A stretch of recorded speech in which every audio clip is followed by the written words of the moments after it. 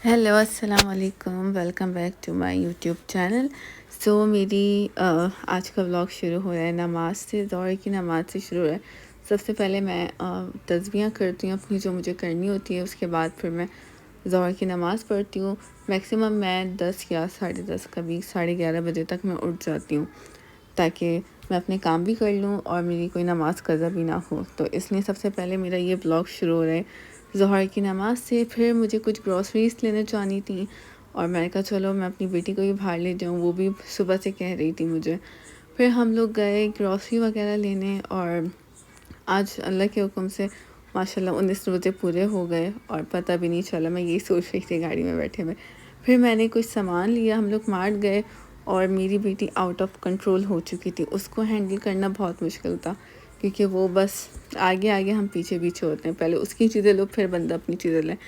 खैर फिर उसके बाद मैं घर आई, मैंने अफ्तारी की मुझे प्रेप करनी थी। उसके बाद क्या कहते हैं, आज मैंने सोचा हुआ था सबसे पहले पिज़्ज़ा बनाऊंगी इंशाल्लाह। फिर ये मैं आपको सामान भी दिखा रही हूँ, पेपरोनी पिज़्ज़ा बनाना है मैंने। उसके लिए मैं पहले ही डो तैयार करके चली गई थी। पेपरोनी के लिए ऑब्वियसली पेपरोनी चाहिए। मैंने मीडियम साइज़ का पिज़्ज़ा बनाया, तो मैं 12 पेपरोनी काफ़ी होती है मीडियम साइज़ के पिज़्ज़े के लिए। बाकी आप जितना भी बना रहे हो वो आप पे डिपेंड करता है। जब मैं जा रही थी तो जाने से पहले मैं ये डो वगैरह सब रेडी करके गई थी, और पिज़्ज़े की डो रेडी करने के बाद फिर मैंने क्या कहते हैं, चिकन की मुझे कचौरियाँ भी बनानी थी, तो उसकी भी डो मैं रेडी करके गई थी। और ये बहुत सब कुछ बहुत ईजी है, इसकी मैं डिटेल रेसिपी नहीं डाली, अगर आप लोग कहेंगे तो मैं डाल दूँगी। खैर उसके बाद पेपरोनी का कलर ऐसे ही रहता है, कभी कभी तो मेरी ज़बान ही फिसल जाती है। पेपरोनी का कलर ऐसे ही रहता है, बस उसका जो साइज़ है वो स्मॉल हो जाता है, बहुत ज़्यादा छोटा हो जाता है। तो इसकी ये निशानी है कि ये अच्छे से कुक हो गया है और इसकी कच्ची कच्ची स्मेल भी ख़त्म हो जाएगी। अच्छा, यहाँ जो मैं कर रही हूँ, यहाँ मैं कचौरियों के लिए आपको पूरा प्रोसेस दिखाती हूँ। कचौरी मैंने 3 ही बनाई थी, जितनी हमें खानी थी उतनी ही मैंने बनाई, और ये बहुत मज़े की कचौरी बनती है। सबसे पहले आपको छोटे छोटे पीसेस लेने, ये चिकन मैंने बना के पहले ही रख ली थी। उसके बाद आपको जितनी इसके अंदर फिलिंग वगैरह पसंद है उस लिहाज से आप डाल सकते हैं। फिर इसको आप अच्छे से पैक कर देगा, और पैक इस तरह कीजिएगा कि वो बिल्कुल भी बाहर ना निकले। जब हम डीप फ्राई करें वो बिल्कुल भी बाहर ना निकले। आपने इस चीज़ का ख्याल रखना है। आपको इस तरह प्रेस करना है जैसे मैं वीडियो में दिखा रही हूँ अच्छे से, और इसकी शेप बहुत अच्छी देनी है। अगर आप शेप नहीं देंगे तो वो जब डीप फ्राई होगी तो कहीं ना कहीं से आपकी जो फिलिंग है वो निकलना शुरू हो जाएगी। तो आपको इस चीज़ का ख्याल रखना है, अच्छे से इसको पैक करना है। अगर वो पैक ना हो तो आप थोड़ा सा ऑयल वगैरह लगा लेगा, इस तरह आप लोग कर सकते हैं। उसके बाद ये 3 मुझे ऐसी बनानी थी, तो मैं तीनों इसी प्रोसेस में बनाऊंगी।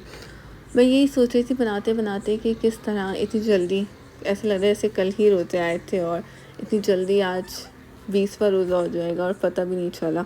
अल्लाह का शुक्र है, और मौसम भी इतना अच्छा रहा कि बिल्कुल ही पता नहीं चला कब रमज़ान आए और कब चले जाएंगे, पता भी नहीं चलेगा, और फिर अल्लाह के हुक्म से ईद भी आ जाएगी।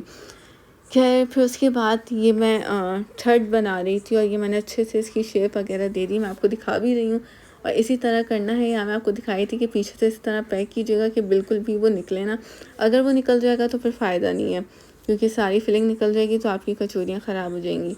अगर आपको इतनी मेहनत नहीं करनी तो आप बाहर से भी ले सकते हैं, लेकिन बाहर भरोसा नहीं होता मुझे कि पता नहीं किसका कीमा डाला हुआ हो, तो इसलिए मैं घर में बना लेती हूँ।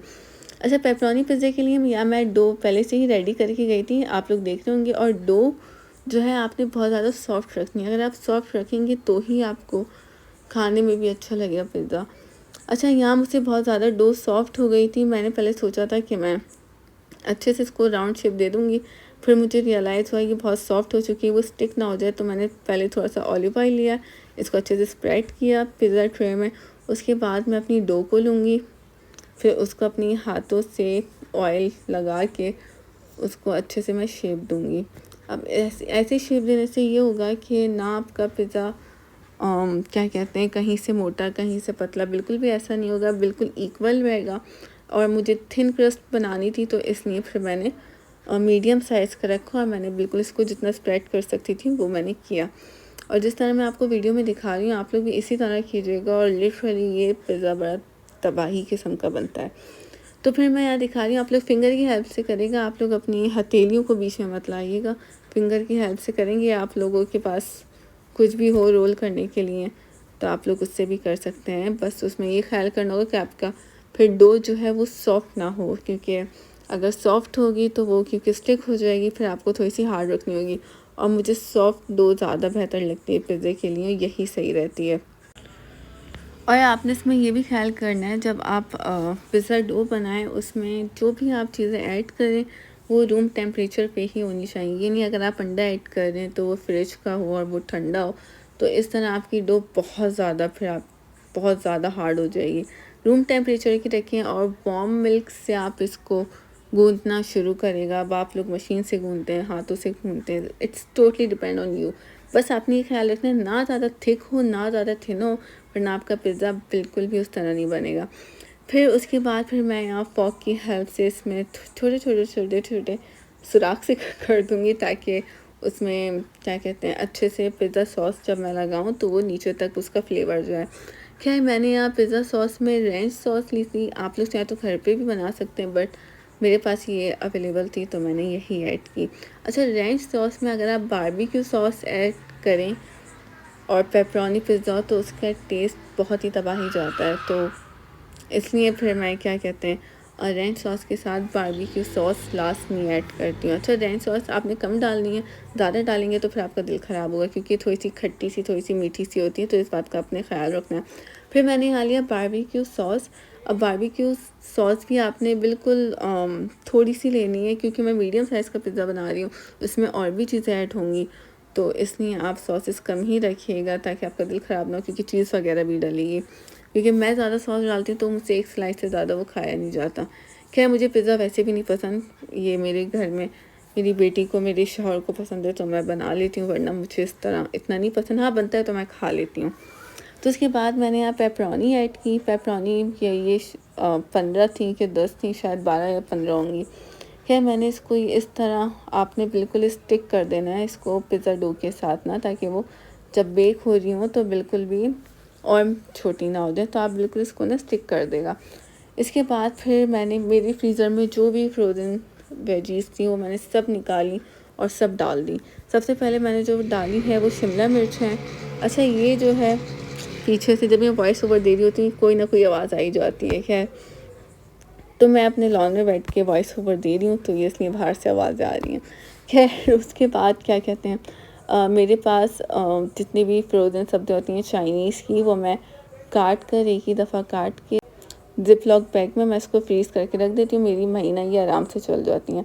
खैर मेरे पास शिमला मिर्च थी वो मैंने ऐड की। मेरे पास हरी प्याज थी, कुछ लोग हल्की प्याज भी कहते हैं, it's totally depend on you कि आप लोग क्या कहते हैं, किस तरह डालनी है, सब्जियां डालनी है कि नहीं डालनी, ऑलिव डालना है नहीं डालना। ऑलिव डालना मैं यहाँ बिल्कुल ही भूल गई थी, हालांकि मैंने बाहर निकाल के रखी हुई थी, शायद रोज़ा लग रहा था या इसलिए मैंने डालना ही भूल गई।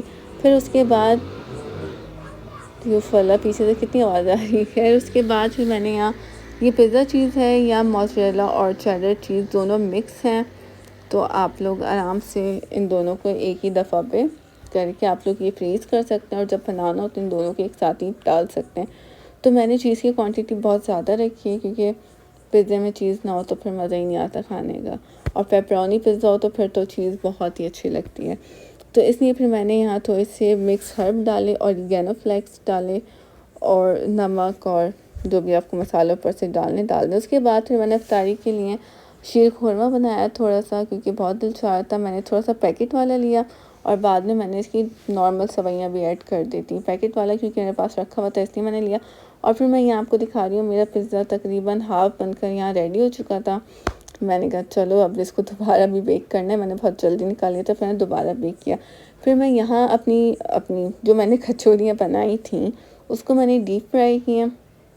अब डीप फ्राई में आपने ये करना है कि आपने ठंडे तेल में भी नहीं डालना और ज़्यादा गर्म तेल में भी नहीं डालना, तो बस आप नॉर्मल तेल में डालेगा। और यहाँ हमारी इफ्तारी का टाइम हो चुका था, मैं खजूर खा रही हूँ और यहाँ मेरी बेटी कुछ कह रही है, मैं उसकी बातें सुन रही हूँ, और बस यहाँ मैं अपना पानी पी रही हूँ। आज का मेरा ब्लॉग इतना ही था। आपको अच्छा लगा होगा।